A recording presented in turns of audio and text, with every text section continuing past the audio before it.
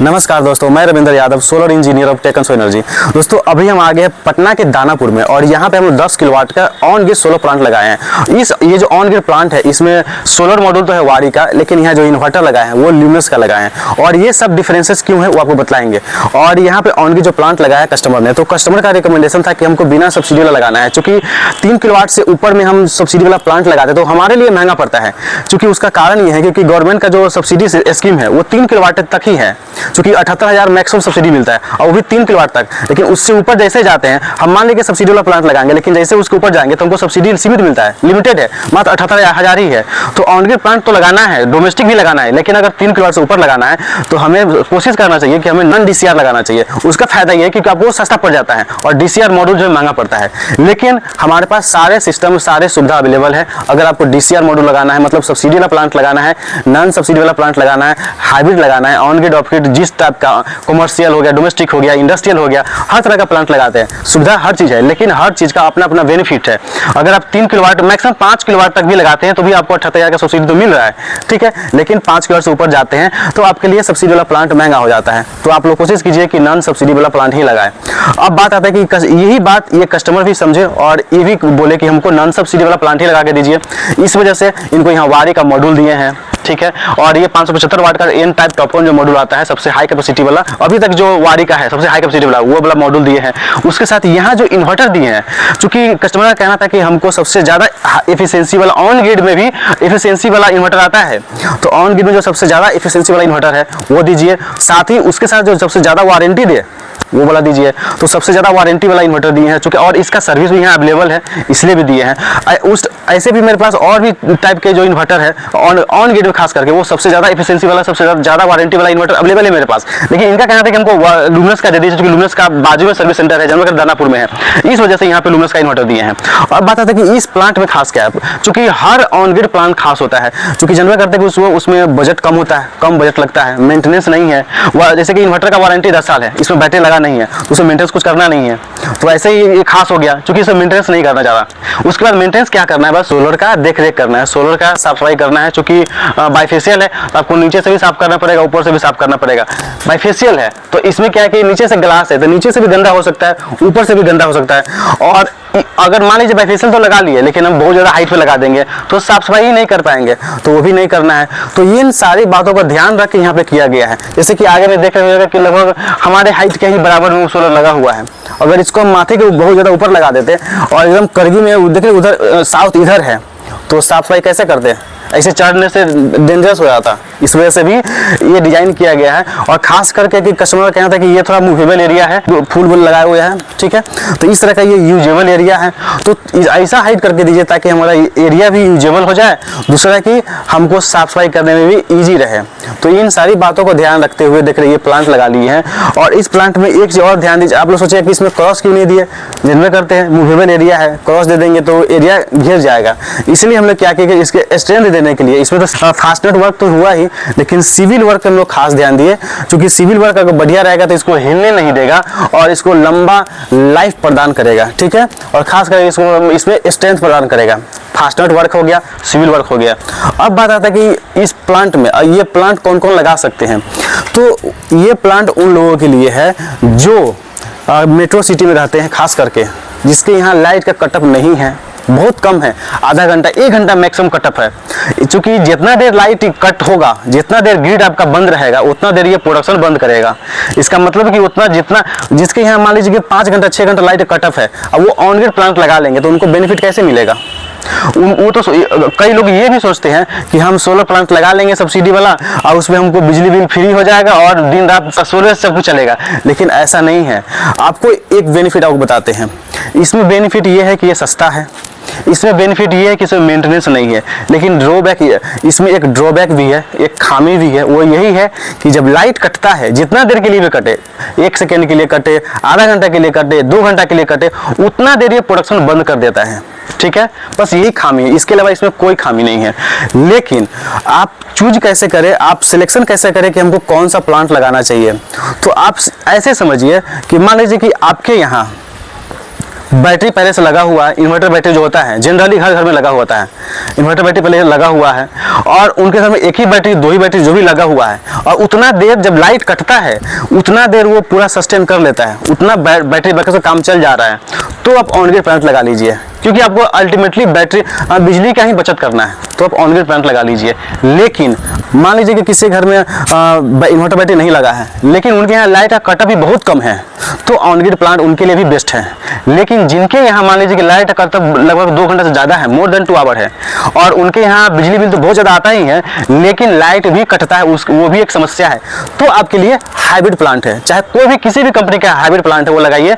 इसमें क्या होता है कि नेट मीटरिंग हो जाता है, जैसे कि ऑन ग्रिड की तरह काम करेगा, और बैटरी बैकअप मिल जाता है जिसकी वजह से ऑफ ग्रिड की तरह काम करेगा, और उनके लिए वो प्लांट बेस्ट है। लेकिन अब यहाँ पे एक और कैटेगरी आता है ऑफ ग्रिड। ऑफ ग्रिड उनके लिए है जैसे कि मान ली वहाँ लाइट बहुत ज़्यादा समस्या बना हुआ है, बिजली तो आता ही है लेकिन लाइट ही नहीं आता, लगभग बहुत मुश्किल से 10 घंटा लाइट रहता है, 5 घंटा लाइट रहता है, या 15 घंटा लाइट रहता है, तो उनके लिए ऑफ ग्रिड प्लांट है, उनके लिए हाइब्रिड भी नहीं है। ठीक है, क्योंकि मान लीजिए रात में अगर 5 घंटा लाइट कट गया, अगर 5 घंटा के बैकअप के लिए अगर आप हाइब्रिड प्लांट लगाते हैं तो आपको बहुत ज़्यादा महंगा पड़ेगा। हाँ, आपके पास बजट है तो हाइब्रिड प्लांट लगा सकते हैं, वरना आप ऑफ ग्रिड प्लांट लगाइए, आपके लिए वो बेस्ट है। तो मैंने आपको लगभग सारा कुछ समझा दिया कि ऑफ ग्रिड प्लांट कब लगाना चाहिए, हाइब्रिड कब लगाना चाहिए और ऑन ग्रिड कब लगाना चाहिए, आप सिलेक्शन कर सकते हैं। फिर भी कंफ्यूजन है तो मेरा नंबर आपको नीचे फ्लैश करता हुआ मिलेगा, उस पर आप हमसे संपर्क कर सकते हैं, चाहे इंस्टॉल करवाने के लिए या सजेशन के लिए।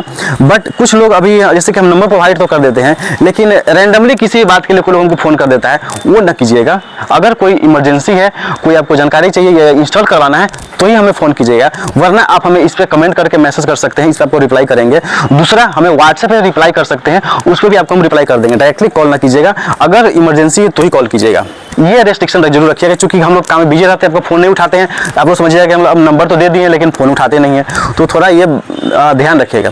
अब नेक्स्ट आता है, जैसे कि मान लीजिए कोई किसी के मन में ये भी डाउट रहता है कि ये ऑन ग्रिड जो प्लांट होता है वो काम कैसे करता है। ऐसे भी इस वीडियो को पूरा पता चल ही जाएगा कि ये ऑन ग्रिड प्लांट काम कैसे करता है। पहला तो इसमें ये समझिए कि अगर कोई अगर सोच रहा है कि हमको ऑन ग्रिड प्लांट लगाना है, तो समझ लीजिए कि पहले आपको पूरा प्लांट लगाना होगा। प्लांट लगने के बाद इसका जो नेट मीटरिंग होता है उसमें थोड़ा टाइम लगता है, भले 10 दिन लगे, 15 दिन लगे, 1 महीना लगे, 1.5 महीना लगे, क्योंकि जगह से जगह हर जगह वेरी करता है, जो कि हर जगह का जो SDO जो जेई है वो अलग अलग रहता है, तब कोई छुट्टी मार देता है, कोई ना कोई वजह से भी थोड़ा डिले हो जाता है। लेकिन एक बार जब नेट मीटरिंग हो गया तो वही उसका फाइनल प्रोसेस है, उसके बाद उसका कोई प्रोसेस रहता नहीं है। तो आप लोग समझ सकते हैं कि अगर टाइम लग रहा है तो किस वजह से लग रहा है। अब इसका जो पावर फ्लो है, इसका ये काम कैसे करता है। मान लीजिए प्लांट लग गया, यहाँ से इससे जुड़ा हुआ इन्वर्टर है, इन्वर्टर जो है, इन्वर्टर का जो आउट वायर है या इन वायर समझिए, आउट वायर, चूंकि एक ही वायर होता है उसमें, वो इन वायर जो है वो आपके मीटर से कनेक्ट है, इनडायरेक्टली नहीं, डायरेक्टली कनेक्ट नहीं है, इनडायरेक्टली कनेक्ट है, वो मीटर से कनेक्ट है।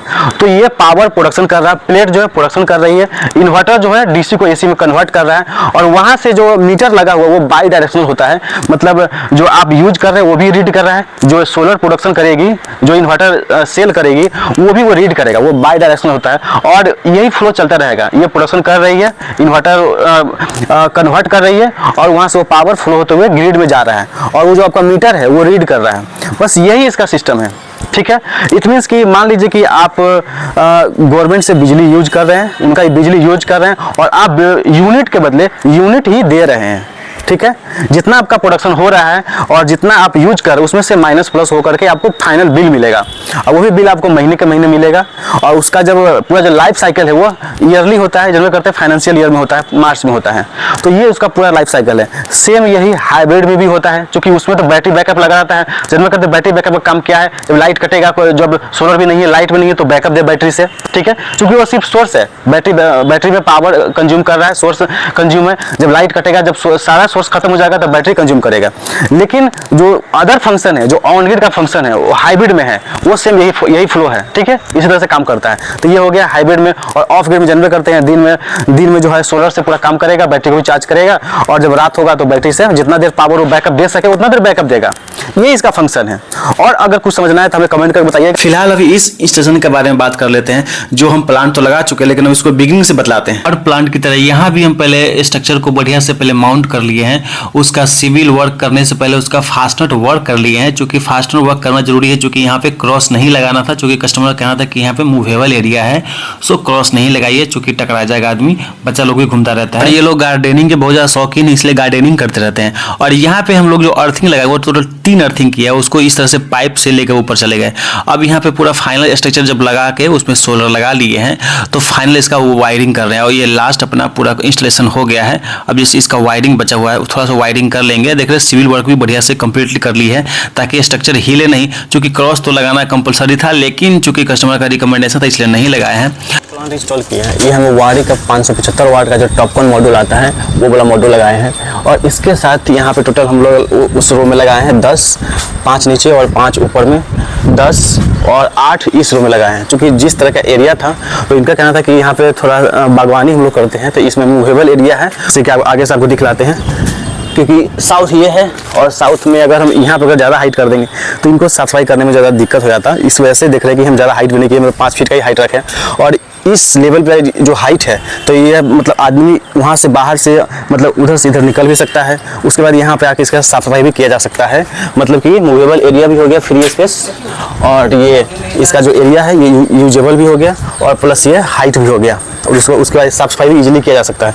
तो इस तरह से इसका इंस्टॉलेशन कर दिया है। तो उसके बाद यहाँ पे ध्यान दिए खास करके इसके सिविल वर्क का, जो 1.5 बाई 1.5 का सिविल वर्क है। ज़्यादा हाइट है तो यहाँ विंड प्रेशर झेल जाए, ऐसे भी हाई राइज कर दिए हैं तो ये विंड तो ऐसे ही कट जाएगा।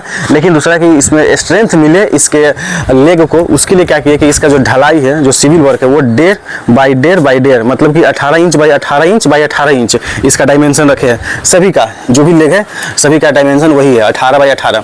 उसके बाद यहाँ पे जो वायरिंग फिनिशिंग है सारा कुछ तो मेरे हर इंस्टेशन में आप देखते हैं कि एकदम प्रीमियम क्वालिटी करते हैं ताकि तार कहीं से लटका हुआ ना हो। उसके बाद कस्टमर जो बोलते हैं उसका ख्याल रखते ही हैं। और यहाँ पे जो हाइट दी वो 6 फीट दिए हैं ताकि आदमी इजीली इंट्रांस कर सके, ज़्यादा झुकना ना पड़े। और इसमें लोहा बाहर नहीं निकाले हैं ताकि खास करके लोहा से ही खतरा होता है, तो लोहा को अंदर में ही डाले हैं ताकि इसमें टच होगा इससे कोई बात दिक्कत नहीं है। और ऐसे भी टच नहीं, क्योंकि ये 6 फीट का हाइट दिए हैं तो आदमी ऐसे जनरली 5-6 फीट के नीचे ही रहता है। कोई अगर थोड़ा 6 फीट का होगा भी तो थोड़ा सा झुक जाएगा, लेकिन ज़्यादा हाइट नहीं दी क्योंकि उसके अनुसार ही इसका भी डिजाइन किए ताकि सब एक लेवल में लगे। और खास बात है इसके इन्वर्टर में 10 किलोवाट का ल्यूमिनस का ऑन ग्रिड इन्वर्टर है।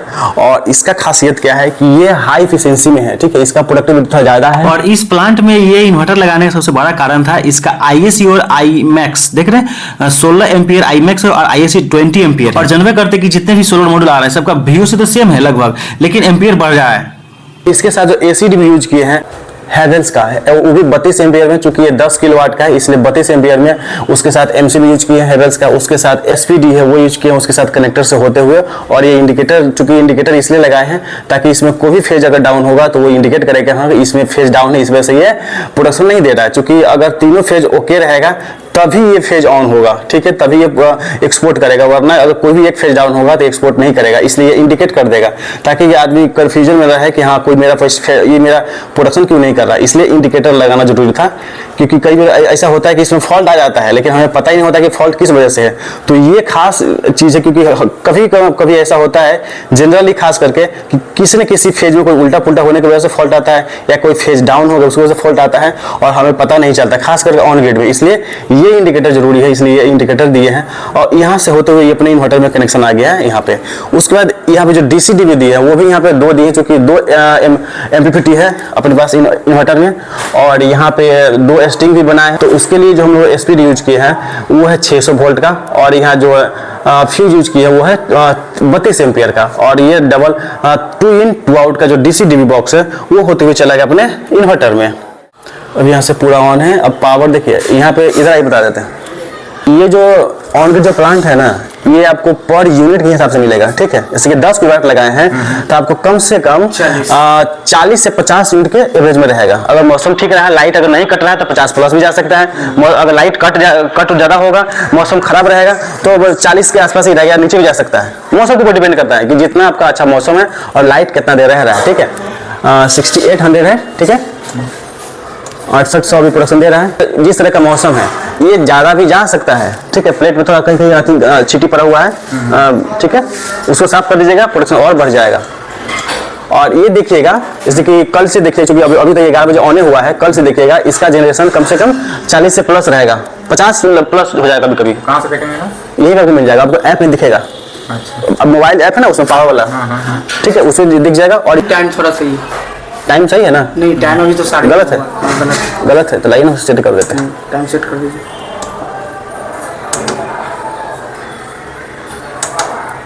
कितना है दिखाइए। वो ठीक है, वो ठीक है, 22/9/24 वो तो ठीक है।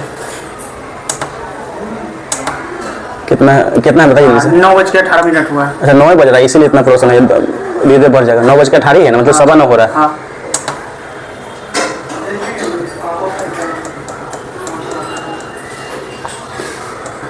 10 बजे तक जाएगा ना, 10-11 बजे तक एकदम बढ़िया और प्रोसेस बढ़ जाएगा। हमको लगा 11 बज गया, यार नहीं बजा। 18 है कि 19 है? हाँ 18-19 हो गया है। ठीक है, सेट कर दिए, चलिए हो गया। चलिए बाहर निकलते हैं। ठीक है, टाइम आ गया। अब हो गया। ठीक है, आपका रियल टाइम आ गया।